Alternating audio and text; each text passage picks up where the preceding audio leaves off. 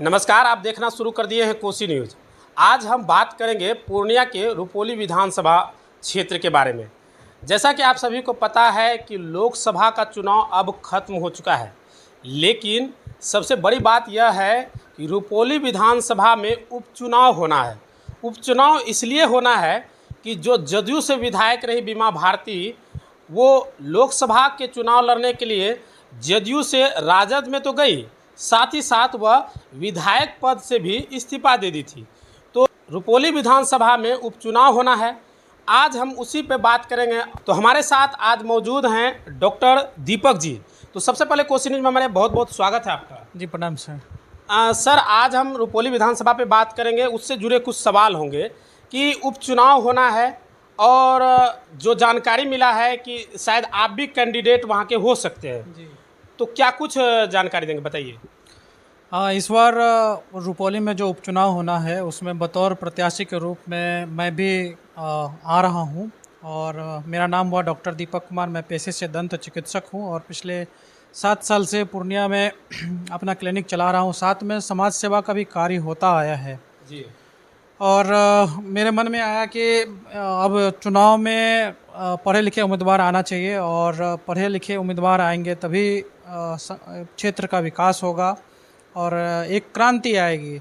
और हम भी जानते हैं कि रुपौली विधानसभा जब 1952 में पहली बार चुनाव हुआ और टिल 2020 तक में बहुत सारे विधायक बने, लेकिन जिस प्रकार का परिवर्तन होना था उस प्रकार का परिवर्तन नहीं हुआ है। इसके लिए हम लोग अभी जन संपर्क अभियान चला रहे हैं और हर घर दस्तक दे रहे हैं ताकि लोगों का हम लोगों से जुड़ाव हो। हमारी टीम अपने क्षेत्र में भ्रमण कर रही है, वहाँ की समस्याओं से अवगत हो रही है। सर, रुपोली विधानसभा में लगातार 3-4 बार या 5 बार कंफर्म नहीं है विधायक रही है बीमा भारती।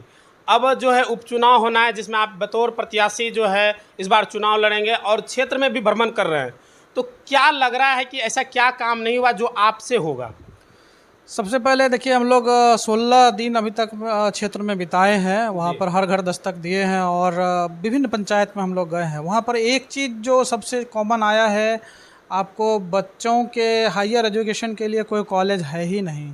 तो हम लोग प्रयास करेंगे कि इस क्षेत्र में कोई डिग्री कॉलेज हो ताकि अपने समाज के बच्चे बाहर उनको जाने ना पड़े और कम से कम लड़कियां जो है वो बाहर में जाने में असमर्थ होती है, वो हायर एजुकेशन नहीं ले पाती है।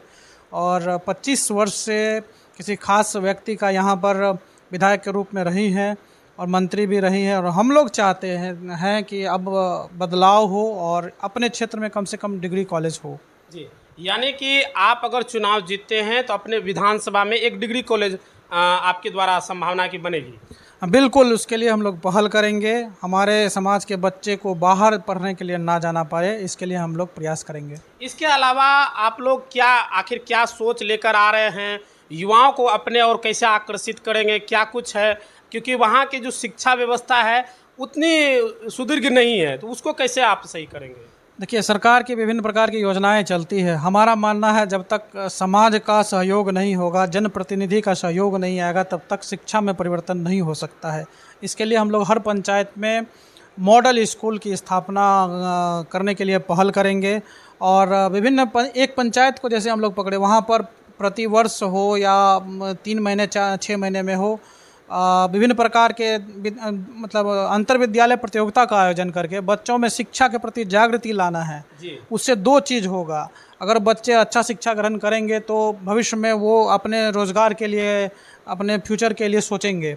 और आप भी जानते हैं कि इस क्षेत्र में पलायन एक बहुत बड़ा समस्या है और उसको कम करना अति आवश्यक है। देखिए, अगर पलायन की बात करें तो पूरे बिहार में अधिकतर पलायन होता है, यानी कि बिहार मजदूर का फैक्ट्री बन चुका है। यहाँ फैक्ट्री बाहर से आके तो नहीं लग रहे हैं, लेकिन मजदूर का फैक्ट्री बन चुका है। देखिए, अभी तक में हमको जो अध्ययन हम लोग किए हैं उसमें एक चीज़ हम लोगों को पता चला है कि यदि हम लोगों में स्वरोजगार के लिए जागृति पैदा करें, विभिन्न प्रकार के एक्टिविटीज़ करें जिससे लोगों में स्वरोजगार स्थापना हो सके, स्वरोजगार के लिए लोग पहल कर सकें, तो निश्चित रूप से पलायन रुकेगा। और आप भी जानते हैं, आप देखे होंगे पिछली बार हम लोग सिलाई कढ़ाई बुनाई के लिए, अगरबत्ती बनाने के लिए विभिन्न प्रकार के कैंप का आयोजन यहाँ पर हम लोग किए थे और उसका रिजल्ट अच्छा आया है। और मेरा मानना है, जैसे जीविका वाली हैं जो भी बहन हैं, उनको यदि पंचायत स्तर पर जोड़ दिया जाए तो निश्चित रूप से बदलाव दिखेगा। देखिए, सरकार की ओर से चाहे वो केंद्र की सरकार हो या बिहार सरकार हो, लगातार प्रयास करते रहते हैं कि कैसे हमारे गांव के लोग आगे बढ़े, युवा बाहर ना जाके अपने आसपास के क्षेत्र में यहीं पर रोजगार करें, लेकिन वो ज़मीनी स्तर पे नहीं उतर पाता है। बहुत जगह ऐसा होता है कि जो सरकारी लाभ सही समुचित रूप से नहीं मिल पाता है। एक चीज़ और हम फोकस मतलब अध्ययन जो किए हैं उसमें पता चलेगा, जैसे रुपौली विधानसभा में लगभग 42 पंचायत है, लगभग 42 पंचायत है, और उसमें कोऑर्डिनेशन का अभाव है। कोऑर्डिनेशन कौन लाएगा? एक जनप्रतिनिधि, एक विधायक ही ला सकता है। उससे ऊपर जाएंगे तो एक सांसद महोदय का काम है। तो हम लोग एक ऐसा एक मॉडल बना सकते हैं क्या, जिसमें कि सब पंचायत को हम लोग जोड़ दें, क्योंकि सरकार की जो योजनाएं आती है वो हमको लगता है कि जीरो लेवल पे नहीं जा पाता है। और उसको यदि हम पंचायत को हम जोड़ लेते हैं, हर पंचायत को एक कंट्रोल रूम बन सकता है एक विधानसभा में, वहाँ पर जो भी समस्याएं होगी वहाँ के जो जनप्रतिनिधि हैं, जो मुखिया हैं, उनका सहयोग जरूर मिलेगा। और हम लोग जो अभी क्षेत्र भ्रमण कर रहे हैं उसमें लगभग हमको लगता है 7 से 10 ऐसे मुखिया हैं, जनप्रतिनिधि हैं, जिनका सहयोग, अपार सहयोग हम लोगों को मिल रहा है, और इसका फ़ायदा लोगों को मिलेगा। देखिए, आप 2 अब तक हमें गिनाए हैं कि पहली बात तो पूरे विधानसभा, आप रुपौली विधानसभा हम लोग बात कर रहे हैं, डिग्री कॉलेज नहीं है। दूसरी है कि आपका जो शिक्षा व्यवस्था है, यानी कि हर पंचायत में एक मॉडर्न स्कूल, और क्या क्या करेंगे उसके बारे में हमारे दर्शकों को बताइए। चिकित्सा सुविधा को सुदृढ़ करने की अति आवश्यकता है। लोग, आप अभी रुपौली में एक जो रेफरल हॉस्पिटल है वहाँ पे आप जाइए, थोड़ा सा गंभीर समस्या होती है, आपको तुरंत रेफर कर दिया जाता है। डॉक्टर रिस्क लेना नहीं चाहते हैं, डॉक्टर वो भी तो पढ़ के आए हैं, और अच्छे अच्छे डॉक्टर रुपौली रेफरल हॉस्पिटल में क्यों नहीं आ सकते हैं?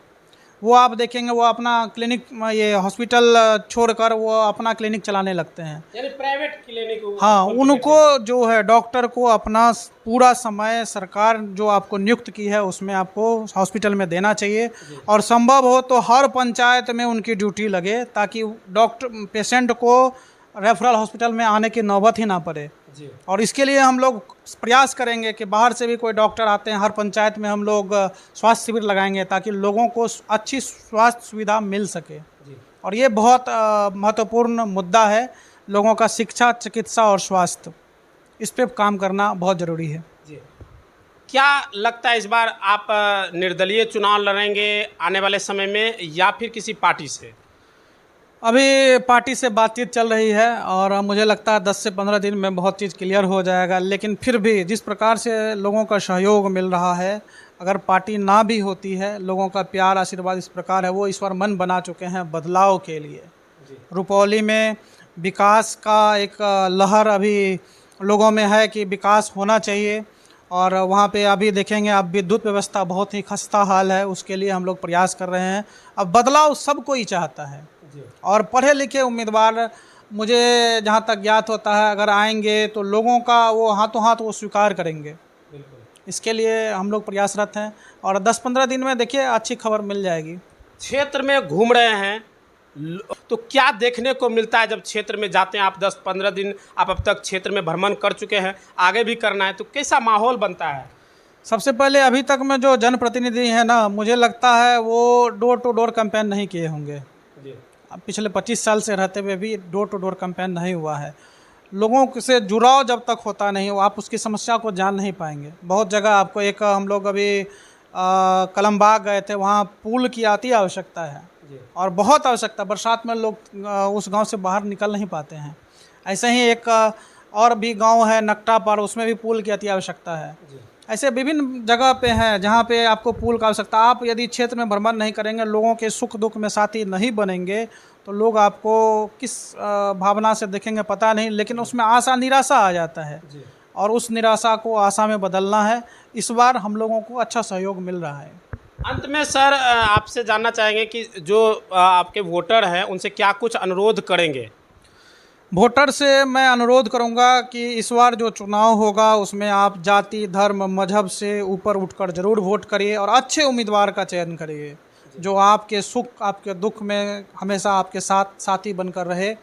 और मैं ये कहना चाहता हूँ कि मैं चुनाव नहीं लड़ रहा हूँ, आप चुनाव लड़ रहे हैं। बदलाव हम सब मिल के करेंगे और पंचायत में विधानसभा में जितने पंचायत के प्रतिनिधि हैं उनसे भी आग्रह करेंगे कि हम लोग एक मॉडल पेश किए हैं, आप उसमें साथी बनिए, हम लोगों का सहयोग करिए। निश्चित जो आने वाला समय 180 दिन लगभग मिलेगा काम करने के लिए, हम लोग मिलकर बदलाव करेंगे और बदलाव होगा। चलिए, बहुत बहुत धन्यवाद आपका हमारे साथ बात करने के लिए। तो ये थे डॉक्टर दीपक, जो आने वाले समय में विधानसभा का चुनाव रुपौली विधानसभा से लड़ने जा रहे हैं और इन्होंने आपको गिनाया है कि क्या क्या मुख्य मुद्दा रहेगा इस बार। जैसा कि जो शिक्षा व्यवस्था है उसको सुदृढ़ करना, यानी प्रत्येक पंचायत में मॉडर्न स्कूल तैयार करना, साथ ही रुपौली विधानसभा में ही एक डिग्री कॉलेज होना, जिससे बाकी जो अभ्यर्थी हैं उन्हें पढ़ाई में कहीं बाहर दूर नहीं जाना पड़े।